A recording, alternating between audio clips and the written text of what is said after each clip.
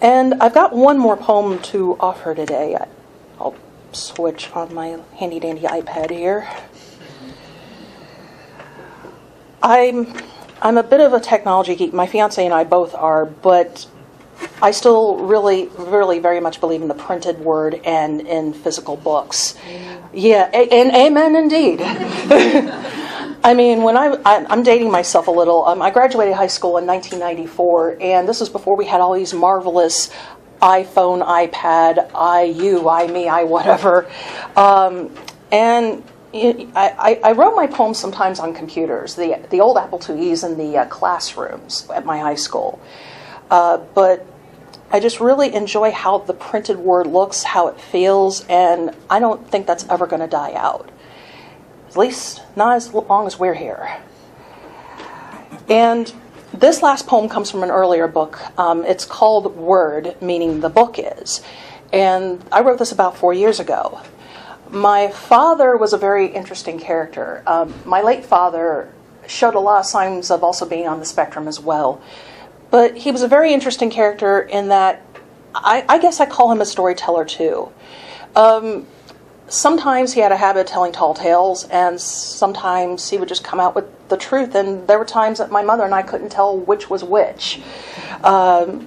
Maybe he was a bit of a jokester, I don't know. He had his reasons, but I think from him I get a lot of my gift in what I do. So I'll close with this last poem. It's dedicated to my father. Maybe he's in the room, I don't know, wherever he is. I call it Fables. Now you see it, now you don't. These eyes, scandalous and brown, reverberating the sound of DNA caught in a time warp. Punch buttons, pull levers, destination 1976. Now these eyes, they are my own, but they contain the sparkle that spins fables or lies. You decide. I'm a storyteller by nature, so was Dad. His bestsellers, the riveting story of how he found my older brother by the soft shore of the Pacific Ocean, as if Earth had opened up, given birth through the sands of Venice Beach, and then laid the baby out in bright, sparkling daylight just for him to find. The epic tale of how he stared down a rattlesnake and brought an axe blade down on its neck while Arizona stood and watched, her burning single eye sending August fire down from her clear azure face.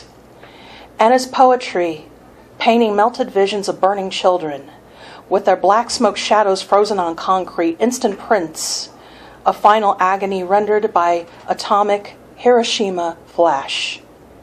I could never tell what was truth and what was fiction from his lips. Now I see fairies in my dreams, hear the tortured songs of banshees in my ears, and see a dead poet standing, bowing, and offering his soft lips to my outstretched hand with my third eye.